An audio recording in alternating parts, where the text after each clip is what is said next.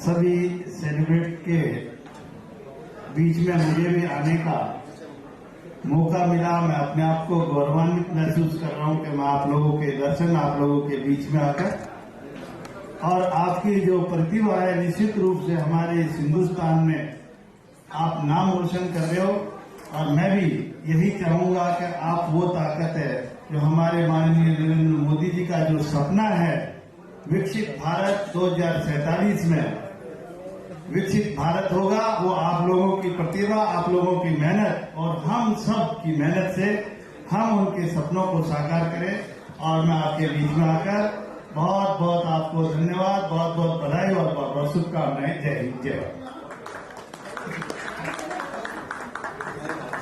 हमारे इस वॉक के अवसर पर, लेकिन उसके साथ ही साथ हमारे ऑनरेबल चीफ गेस्ट, हमारे honourable deputy chief minister of Rajasthan से सुनने का भी मौका मिला। हम कहीं दिल से आपके शुक्रगुजार हैं, बहुत बहुत शुक्रिया। कृष्णस्त्वदीय पद पंकज पंजरान्ते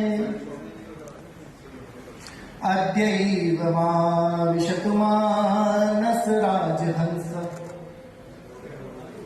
प्राण प्रयाण समये कफवात पित्तै कंठावरोधन विधौ स्मरणं कुतस्ते।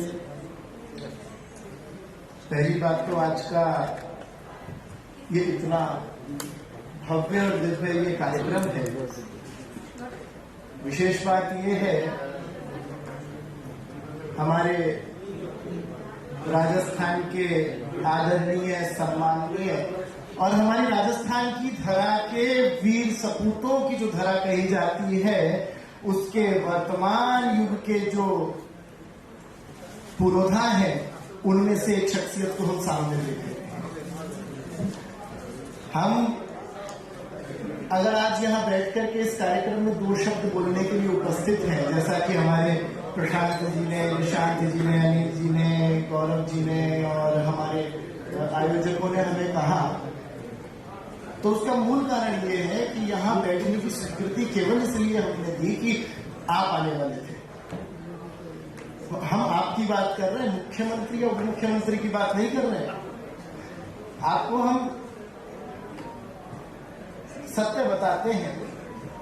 देखिए, मनुष्य का जीवन जो है ना, वो किसी ना किसी पहलू से होकर के गुजर के ही एंड ऑफ द डे अपने कंक्लूजन को प्राप्त करके जीवन बनता है, एक व्यक्तित्व बनता है। व्यक्ति तो सब होते हैं, पर व्यक्ति से व्यक्तित्व तक की यात्रा होती है।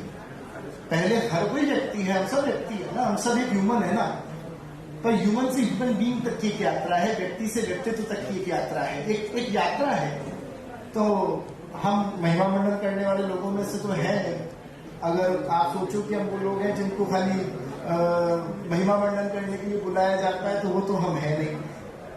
हम आपको हमारे प्रेमचंद जी का छोटा सा परिचय देते हैं।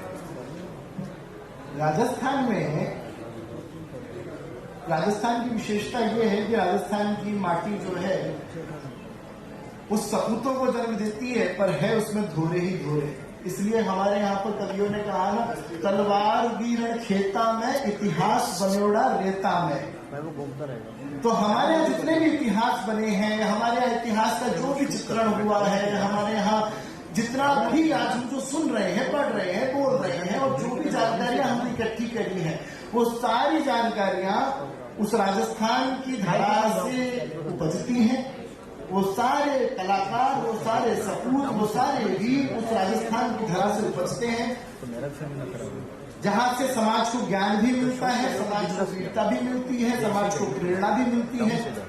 प्रेरणा देने वाली, अगर राजस्थान में भक्ति की प्रेरणा देने वाली मीराबाई है, तो त्याग की और बलिदान की प्रेरणा देने वाली पन्ना धाई है। तो यहाँ किसी एक कैरेक्टर की उत्पत्ति नहीं होती, वीरों के वीर शिरोमणि प्रताप भी पैदा होते हैं, तो अपना सब कुछ लुटा देने वाले टोडरमल और भामाशाह जैसे वीर भी पैदा होते हैं। जब महाराणा प्रताप के पास संदेशा पहुंचा गया, सब कुछ खत्म हो गया महाराज, कुछ नहीं बचा है, ना कुछ पीछे ना कुछ आगे है, no balance zero, state revenue zero, ये प्रश्न था प्रताप के सामने। कोई रेवेन्यू नहीं है, कोई जीडीपी नहीं है, बिकॉज उस समय जो लोग थे उन्होंने खा गए थे रेवेन्यू और जीडीपी को।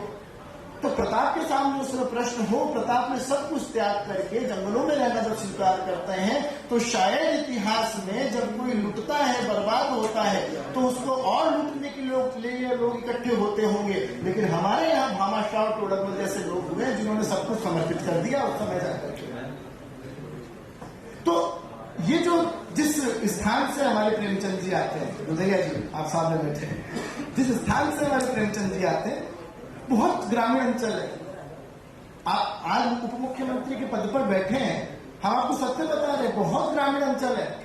शायद अगर 20-25 साल 30 साल पहले की बात करूं तो शायद पानी या बिजली की व्यवस्थाएं भी 20-25 साल पहले तक नहीं होगी, यानी कि 2000 के बाद के समय की बात करूं तो पहले तक नहीं होगी।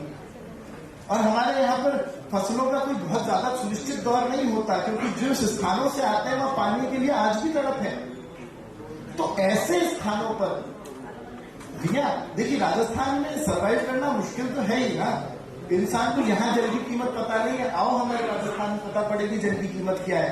और उसमें भी भारतीय जनता पार्टी के आप सब जो प्रबंधक लोग हैं, प्रशासक लोग हैं, आप सब लोगों का इतना अच्छा व्यवस्था है कि कहीं भी शायद आज तक कोई भी भूख और प्यास से शायद राजस्थान में नहीं मरा। ये इन लोगों की गवाही, कभी भी कोई भूख और प्यास से कोई मर गया हो ऐसी न्यूज नहीं है आती है कभी राजस्थान से। आज हम अपने समाज में चित्रण भी करते हैं ना राजस्थान का, तो हमें वही बस वो पुराना चित्रण दे रखा है, वही पुराना चित्रण राजस्थान को लेकर ही करते हैं। पगड़ी पहनी होगी या फिर वो मिट्टी के धोरे होंगे, पानी के लिए तरसती मटकी पर ले जाती महिलाएं होंगी। भैया ये नहीं होता। भारतीय जनता पार्टी के राज में बदल चुका है राजस्थान, नहीं बदला है, बिल्कुल बदला है। और हम पार्टी विशेष की बात भी नहीं कर रहे। आप देखिए ये वह स्थान है जहां शायद हम कह सकते हैं कि हमने बच्चियों का शिक्षा को देखे तो शायद राजस्थान में आप सबसे अव्वल है बच्चियों की शिक्षा के मामले में। लोगों के कहने के हिसाब से हो सकता संसाधन पूरे ना हो, परंतु आज ऐसे कितने ही लोग हैं। आज हम बात करते हैं दुनिया भर के बड़े बड़े भामाशाह जिन्होंने दुनिया भर में जाके झंडे गाड़ दिए, आपको आधे से ज्यादा राजस्थानी दिखेंगे। चाहे एल.एन. मित्तल हो, चाहे बिरला जी हो, चाहे जिसका नाम ले लो आप, ज्यादातर लोग राजस्थान के होंगे। वीरों में, देश में वीरों में सबसे ज्यादा अनुमान और अनुदान देने वाले शायद मैं समझता हूं वही क्षेत्र होगा जिस क्षेत्र से हमारे गैरमती आते हैं। सबसे ज्यादा आर्मी के लोग उन्हीं क्षेत्रों से पहुंच करके, झुंझुनू से, शेखावाटी से, जयपुर के पास के अंचलों से, इन्हीं अंचलों से सबसे ज्यादा भारत में सपूत पहुंचते हैं, सबसे ज्यादा हाईएस्ट नंबर। तो ऐसे स्थानों पर आकर के, ऐसे स्थानों से आकर के हम आज आपको एक उचित और एक अच्छे पदों पर देख रहे हैं। ये शायद प्रत्येक व्यक्ति के लिए प्रेरणा है और आप सबके लिए प्रेरणास्पद हो और प्रेरणा स्रोत हो। और आपका आगामी राजनीतिक कार्यकाल भी देखिए, साधु का काम हमको साधु में बुला लिया गया गलती से, तो हम बात नहीं टाल पाए। वो प्रशांत जी की, निशांत जी की और जिन्होंने हमें बुलाया उनकी बात हम टाल नहीं पाए, इसलिए पहुंच गए। और साधु की बात करें तो महाराज स्पष्ट, साधु की बात करें, एक शब्द में बात करें तो ज्यादा घुमा फिरा करके तो बोलना आएगा नहीं, पर इतना कहेंगे महाराज राजनीतिक लाभ के लिए आपका जीवन नहीं है, आपका सामाजिक कर्तव्यों के लिए आप इन समाज के लोगों की प्रेरणा है। इनको अपना बेस बना करके आप आगे बढ़ते जाइए। हम कह रहे हैं भगवान आगे से आगे सारे रास्ते खोलते जाएंगे और इसीलिए आपको आपके उचित राजनीतिक जीवन में आपके निर्णय सही हो। आप जो निर्णय लें भगवान उसमें सफलता प्रदान करें, आपके निर्णय आपको आगे तक पहुंचाएं, ऐसे में भावना करते हैं। और आज का कार्यक्रम वास्तव में बहुत अच्छा रहा। आज मुझे पूर्व में सूचना कर दी गई थी, तो हमने भी आपका नाम सुनने के बाद में हम रुके, वरना नहीं रुक पाते। लेकिन अच्छा लगा आपसे मिलकर के भी, और इस कार्यक्रम में भी अब जाके थोड़ी सी शांति हुई है। तो अब हम चाहते हैं कि आगे कार्यक्रम जैसा भी हो प्रशांत जी हमें अवगत कराएं और हमें आज्ञा दें। इसी के साथ आप सबको बधाई देते हुए अपनी वाणी को विराम देते हैं। नमस्कार।